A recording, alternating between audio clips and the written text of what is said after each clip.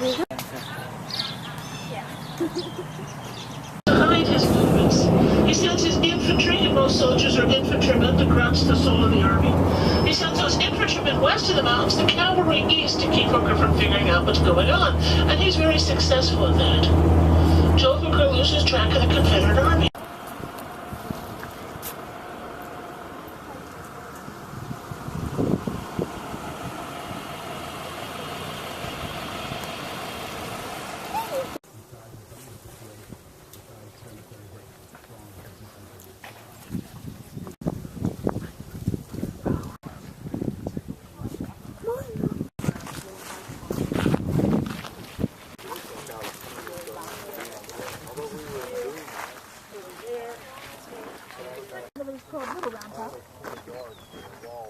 Right behind me, you see a tall monument, looks like the Washington Monument on a pedestal.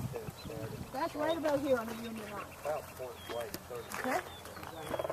Now, we talked about the woodpeckers coming today. All right,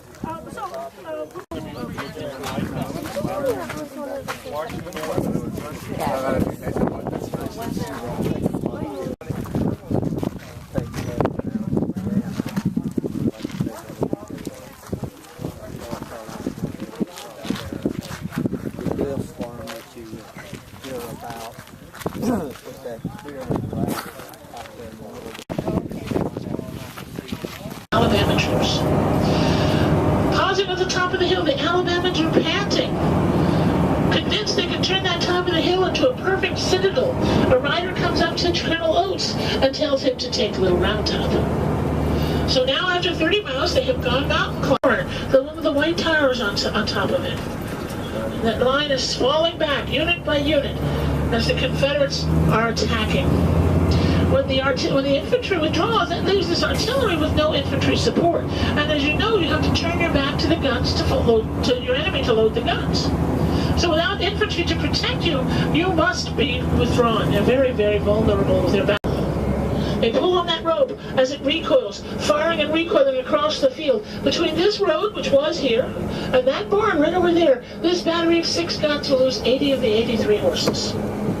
Without horses, they can't move the guns. They have to abandon them over there by the trestle barn. If you look over at the barn, you can see where the cannonball has gone through under the ventilation diamonds. They have to abandon the guns right in there.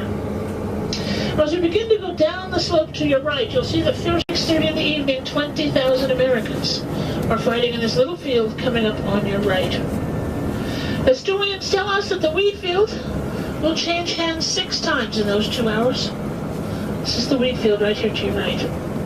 A swirling whirlwind of battle. 20,000 men fighting in there for those 2 hours. One man who fought here said not only did he not know who was coming towards him, he doesn't know who's standing next to him.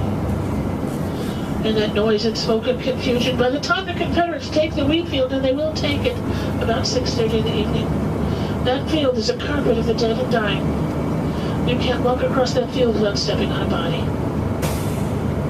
There's Little Round Top, that's where Sickles was supposed to be, and along that ridge there, but instead he's pulled all the way out to the road. Meade sent somebody over to the hill to find out what's going on. He sent the chief engineer, Governor Warren. And as Warren gets to the top of the hill, he looks to your right, to the south, and he sees the sun glinting off bayonets. Little Round Top is about to be attacked. So Warren sends for help. He sends a message to Meade to get reinforcements on that hill as quickly as he can. It's July 2nd, Meade's been in command 4 days. The messenger, what are your orders? Give me your orders. The messenger says I have to find General Barnes. According to his brigade bugler, Vincent knows where Barnes is. James Barnes is drunk. So Vincent says, I will take the responsibility. I will take my brigade there. And he turns his brigade around, and he moves them not onto the front where Sickles is under attack. He moves them to that hill. He's going to get them up there 10 minutes before the Confederates hit his line. As you look at the top of the hill to your left, you'll see a large castle-shaped monument. That is the 44th New York Regimental Monument. It's the largest regimental monument on the field. That's part of Vincent's brigade. The monument is out of position. The guy who paid for it, he wanted his monument to be prominent, so he put it on the top of the hill. Actually, they're fighting down here in the pine trees between the two hills. But then nobody would see his really cool monument. Here you can see the three hills. Big Round Top directly in front of us. Little Round Top to your left. Devil's Den to your right.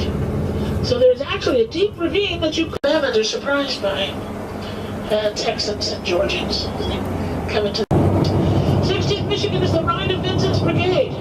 They're going to take the big castle, put it down here in the pine trees. Next unit to their left, the 83rd Pennsylvania from my hometown of Erie, Pennsylvania. Yay! On the left of Vincent's Brigade is the famous 20th Maine, commanded by Joshua Chamberlain. There's the 83rd Pennsylvania in the woods. The statue on top is Vincent himself. And the 20th Maine is on the other side of the road, right along that ridge where you see the stone wall. As Clint makes the left-hand turn, you might be able to get a glimpse of a small monument right at the end of the wall, just about over the stop sign. There it is, right there, the 20th Maine. That's the left of Vincent's line.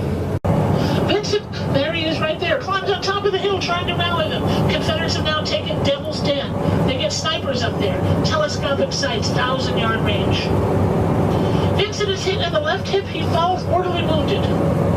As he falls, the next wave of unit reinforcements arrive. Weed's Brigade, led by the 140th New York, will charge him down the hill. Those New Yorkers are moving so fast, they don't have time to load. They'll hit those Texans with empty muskets. The Texans have been fighting uphill an hour and 20 minutes after a 30-mile march.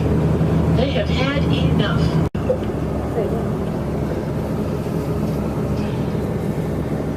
What do you think? Yep.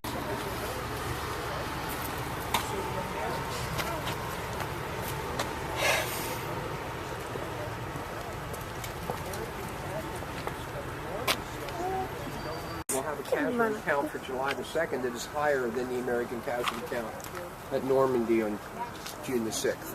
Just to give you an idea of the massive number of men that are being armed here on that day. On July 1st,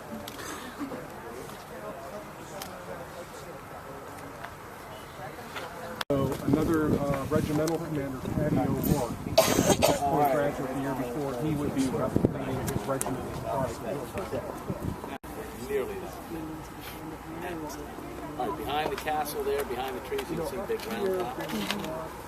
The snow-covered slopes within the...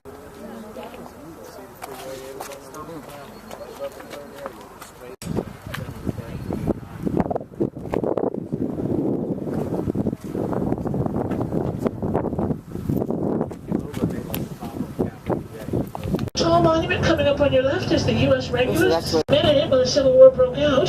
This is a tribute to those 17,000 who stayed loyal. By the end of the war, 3 million men will serve. 2 million Union, another million Confederates. Coming up on the right is the statue for the 42nd New York, the 10 for $26 in beads. So this has nothing to do with the Civil War. 90 degrees. Looking back here at the Union line. As the guns fire, they recoil and they push forward. They recoil and they push forward. And those trails sliding back and forth begin to dig a trench. And the order is given, for God's sake, come if you're coming, or the artillery can't support you. 10 to 15,000 men step out of that tree line. This division do not return. This is me again over here on your right. After this assault, their regiments commanded by sergeants. Every single officer is down. One of the men who walked across that open field that hot July day said, "We gained nothing but glory and lost our finest men." That walk from there to here took 20 minutes. Lee has lost the ability to lead an offensive war. He is forced into the defensive because he's lost so much leadership. And that makes this a war of attrition. It's the top of the hill that Lincoln will give that famous speech, the Gettysburg Address, there in the cemetery. Hopefully while you're here, you'll have the time to come over here, park, and walk.